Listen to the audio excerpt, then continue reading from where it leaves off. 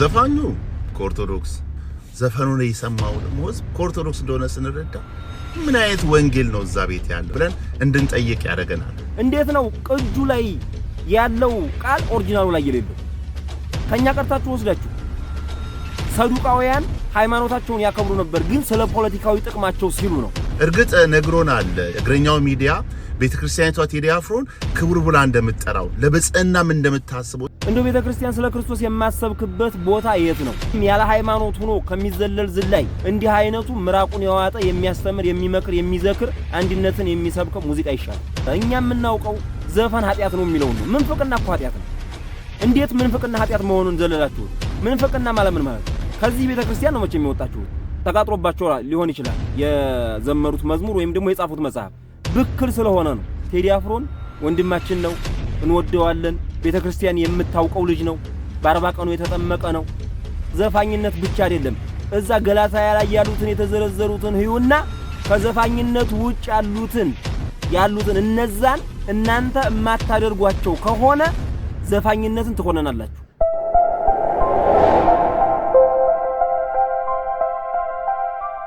ሰላም እንደምን አላችሁ የተከበራችሁ የዩቲዩብ ቻናላችን ቤተሰቦች። እንግዲህ ዛሬም እንደተለመደው አዲስ ቪዲዮ ይዤላችሁ መጥቻለሁ። በትናንትናው ዕለት የነበረው ቪዲዮ ሁላችሁም ተከታተላችኋል። ያልተከታተላችሁ ካላችሁ ገብታችሁ መመልከት ትችላላችሁ ማለት ነው፣ ትናንት ላይ የለቀኩትን ቪዲዮ። ዛሬ ደግሞ የተመለስኩላችሁ በአዲስ ቪዲዮ ነው። እንግዲህ ኦርቶዶክስ ቤተክርስቲያን ላይ ያለው መጽሐፉ ትክክል አይደለም ወይም ስብከቱ ትክክል አይደለም፣ የመጽሐፍት ተቀደዋል፣ ስለ ኢየሱስ የሚናገሩ መጽሐፍት ተቀደዋል፣ ስለ ኢየሱስ የተዘመሩ መዝሙሮች ተቀደዋል ምናምን ብለው ብዙ ነገሮችን እየተናገሩ ነው ያሉትና እስኪ ስለነሱ ዛሬ አንዳንድ መልሶችን ለመስጠት ተመልሰናል ማለት ነው። ቪዲዮውን እስከ መጨረሻው ድረስ እየተመለከታችሁ ላይክ ማድረግና ቻናሉን ሰብስክራይብ ማድረግ እንዳይረሳ። እስኪ መጀመሪያ የተናገረውን ሰውየው ቪዲዮውን ሰምተን እንመለስ። ዘፋኙ ከኦርቶዶክስ ያ ሁሉ ሚሊዮን ህዝብ ተንጋግቶ እየናፈቀ ጠብቆ ዘፈኑን የሰማው ደግሞ ህዝብ ከኦርቶዶክስ እንደሆነ ስንረዳ ምን አይነት ወንጌል ነው እዛ ቤት ያለው? የክርስቶስ የማያደግ የክርስቶስ ትምህርት ያልሆነ ብለን እንድንጠይቅ ያደርገናል። በፍሬያቸው ታውቋቸዋላችሁ ስለሚል እንዴ ሳምንት አልሞላውም እኮ ህማማት እንዴት ይረሳል? ያ መስቀል የክርስቶስ መከራ የድንግል ሐዘን እንዴት ተረሶ ባንዴ ወደ ዳንኪራ።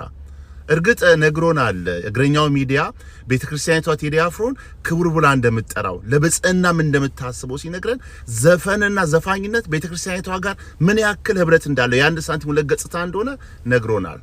እርግጥ እዛ ቤተ እምነት ውስጥ ለክርስቶስ የተዘመሩ ዝማሬዎች በአደባባይ ሲቃጠሉ ባወደ ምሕረት ኢየሱስ ክርስቶስን የሰበኩቱ ሲባረሩ እንደ መናፍቅ ተቆጥረው ቤተክርስቲያኒቷ ክርስቶስን መስበክና መዘመር ነው ጥያቄ የሚያስነሳበት ከኛ ወገን አይደለም ያስብለው እንጂ ዘፋኝማ የሷን አቅፋ ደግፋት ይዘዋለች። እግዚአብሔር ኦርቶዶክስን ያስብ፣ እንጸልያለን። ምንድነው ያለው? ዘፋኙ ኦርቶዶክስ ሲሆን መጥያት የሚሰራው ኦርቶዶክስ ሲሆን እኛ በዚህ ያዘን እዛ ቤት የሚሰበከው ወንጌል ምን አይነት ነው ይላል። የመጀመሪያው ስለሚሰበከው ወንጌል ነው።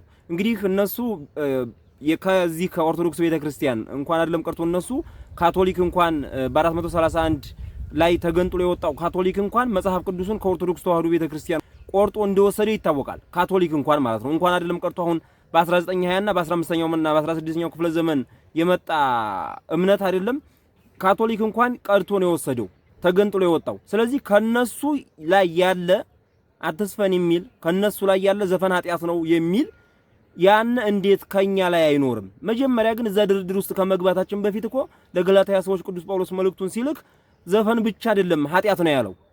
ዛሬ ያው ከሌላ ነገር ጋር ስለተነካካ ለኛ ሲሆን ይሄ ነገር መጥፎ ነው፣ ለነሱ ሲሆን ደግሞ ጥሩ ነው። ለኛ ሲሆን ኃጢአት ነው፣ ለነሱ ሲሆን ጽድቅ ነው። ለኛ ሲሆን ህግ ማፍረስ ነው፣ ለነሱ ሲሆን ደግሞ ህግ ማስከበር ነው። ያ ስለሆነ እውነቱን መናገር ከባድ ስለሆነ ነው እንጂ ከኛ መጽሐፍ ቅዱስ ላይ ቀድተው ወስደው እንዴት ነው ከኛ መጽሐፍ ቅዱስ የማይኖር? የተቀዳው ከኮፒው ላይ ያለ እንዴት ከኦሪጂናሉ ላይ አይኖርም? የኛ ቤተክርስቲያን ስለምን ስለ ክርስቶስ አሰብክም? ተሰብካለች በደንብ በነጠላችን እንሰብካለን። በነጠላችን ጫፍ ላይ መስቀሉ፣ ባንገታችን ላይ መስቀሉ፣ ቤታችን አናት ላይ መስቀሉ በማድረግ ቤተክርስቲያን ጉልላቱ ላይ እንኳን መስቀል በማድረግ እንደው ቤተክርስቲያን ስለ ክርስቶስ የማሰብክበት ቦታ የት ነው? የማሰብክበት በፍጹም የለም። የማሰብክበት ቦታ በቅዱሳኑ ላይም እንኳን ቢሆን የምሰብከው ስለ ክርስቶስ ነው። በቅዱሳኑ ላይ እንኳን ቢሆን ቅዱሳኑ ስለማን ነው የሞቱት? ቅዱሳኑ ስለማን ነው ገዳም ገብተው ምን ነው የተቀመጡት? ቅዱሳኑ ስለማን ነው ደማቸውን ያፈሰሱት ሰማዕትነት የተቀበሉት። ይሄ ነገር ሁሉ ስለማን ነው? ስለ ክርስቶስ ነው የሆነው። ቤተክርስቲያኒቱ እኮ በተግባር ነው ክርስቶስን የምትሰብከው። እናንተ በመዝሙር ካልተዘመረ በቃል ካልተነገረ ነው፣ እሷ በተግባር ነው የምትመሰክረው። በተግባር ኦርቶዶክስ ተዋህዶ ቤተክርስቲያን ማለት ነው በተግባር የምትሰብከው። እናንተ ግን ወዲያፍ ካልወረደ ወዲያፍ ዝቅ ብሎ ባፍ መነገር፣ በተግባር ከመኖርና ባፍ ከመናገር ማንኛው የሚቀር ያማኝ የነበሩ ከዛ የወጡ ተቃጥሮባቸው ሊሆን ይችላል የዘመሩት መዝሙር ወይም ደግሞ የጻፉት መጽሐፍ ብክል ስለሆነ ነው።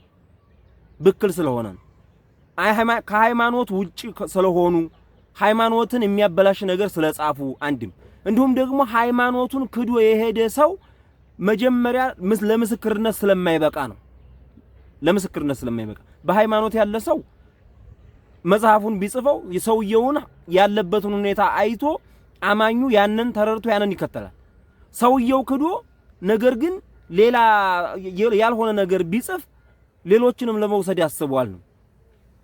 ስለዚህ የተበረዘ ነገርና የተመረዘ ነገር ካላስቀመጣችሁ ነው ለኛ ሲሆን ነው ይሄ ኃጢያት ነው።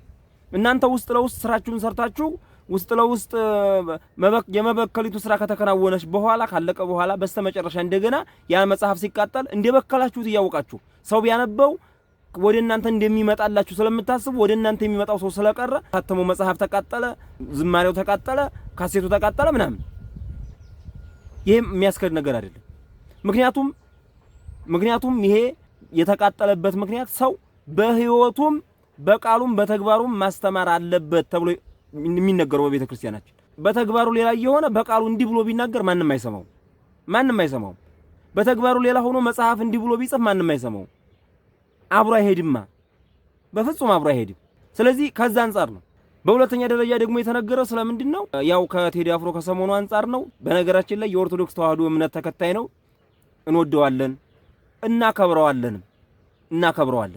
ስለ ኪነ ጥበባዊ ስራው፣ ስለ ጥበቡ፣ ስለሚራቀቅበት፣ ስለሚያደርገው ነገር እያንዳንዷ ስርዓት የጠበቀች አንድ ሀገራዊ ስርዓትን የጠበቀ ሁለት ደግሞ ሃይማኖታዊ ስርዓትን የጠበቀ ነገር ያደርጋል። ምንም ዘፋይ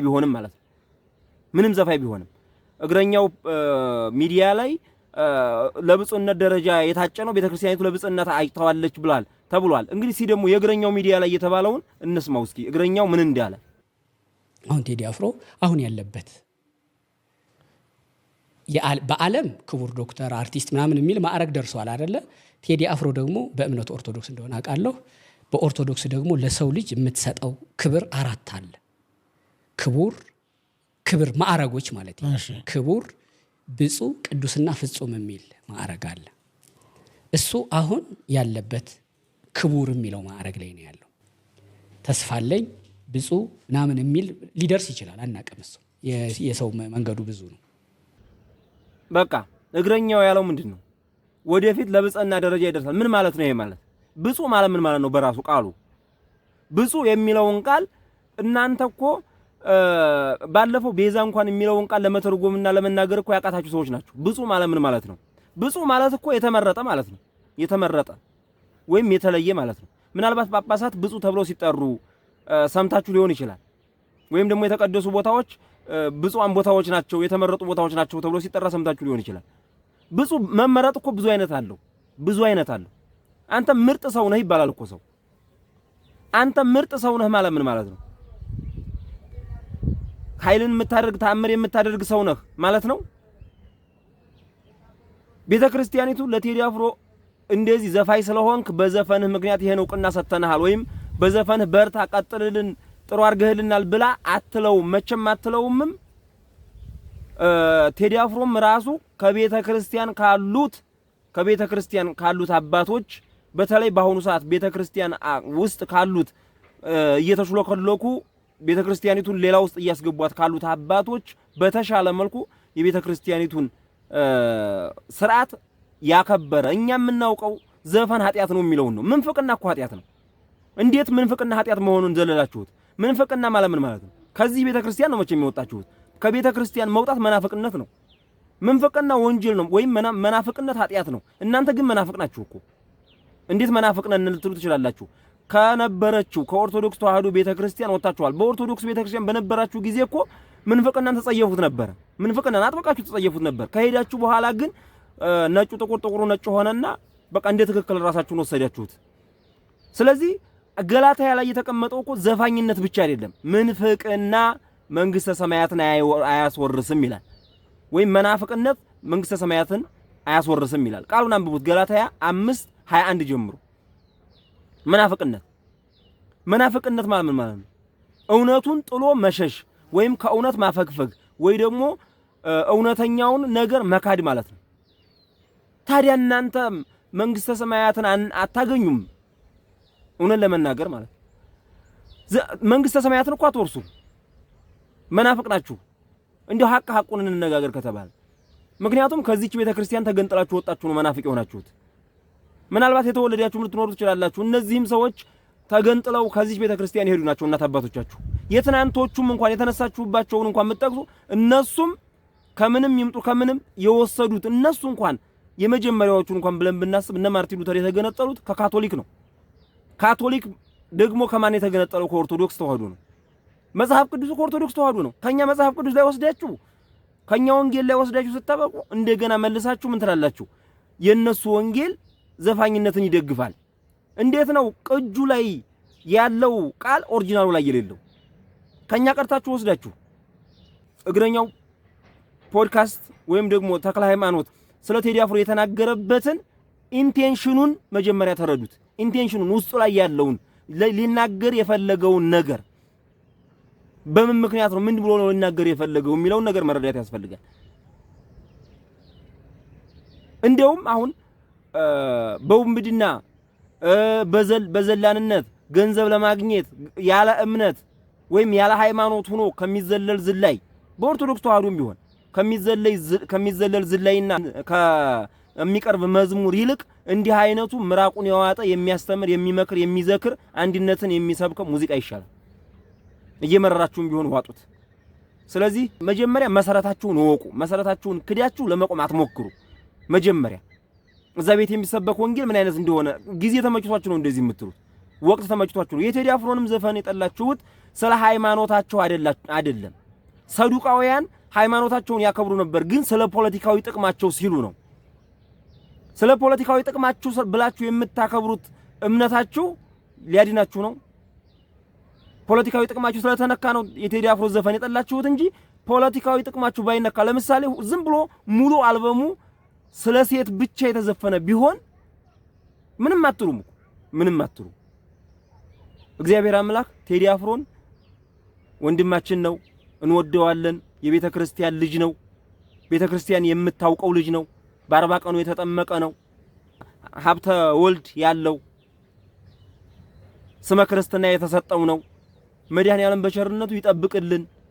በመጨረሻ ደግሞ እንግዲህ ወደ ቤተ ክርስቲያን ይበቃኛል ከዚህ በኋላ ብሎ ወደ ቤተ ክርስቲያን ተመልሶ እስከሚመጣ ወደ ቤተ ክርስቲያንን ከዚህ በኋላ የዘፈንኩበት ከዚህ በኋላ ይሄን ያረኩበት ህይወቴ ይበቃኛል፣ ቤተ ክርስቲያን ሆይ ካንቺ ጋር እኖራለሁ እንግዲህ ብሎ የሚመጣበትን መድኃኔዓለም መንገዱን ይምራልን። ግን ይሄን ብሎ ለሱ መናገር በጣም ከባድ ነው። እሱ በጣም ረቂቅና ሊቅ ነው። ከናንተም ከኛም የበለጠ በደንብ አድርጎ ያውቃል። እንዲህ ስለማለት የራሱ ድፍረት ነው። ነገ ቤተ ክርስቲያኒቱ መጥቶ እስካሁን ድረስ በዚህ ቆይቻለሁ፣ ከዚህ በኋላ ግን ቤተ ክርስቲያኔ ካንቺ ጋር እኖራለሁ እንደሚል እርግጠኞች ነን ሁላችንም። ምክንያቱም እሱ ለሚናገረውም ለሚያደርገውም ለሚሄድበትም ለሚመለስበትም ነገር ሁሉ ልክና ለከት ያለው ስነ ስርዓት የጠበቀ ወንድማችን እንደሆነ እናምናለን እናውቃለን። ዘፋኝነት ብቻ አይደለም። እዛ ገላትያ ላይ ያሉትን የተዘረዘሩትን ህዩና ከዘፋኝነት ውጭ ያሉትን እነዛን እናንተ የማታደርጓቸው ከሆነ ዘፋኝነትን ትኮነናላችሁ። እዛም ላይ የተጠቀሰው ዘፋኝነት እንደው ዘፋኝነት ብቻ አይደለም። እውነት ለመናገር ቃሉን ተሰንጥቆ ምናምን ለማን ነገር አይደለም። ግን ዘፋኝነት ጋር አብሮ የሚመጣ ዝሙት፣ መዳራት፣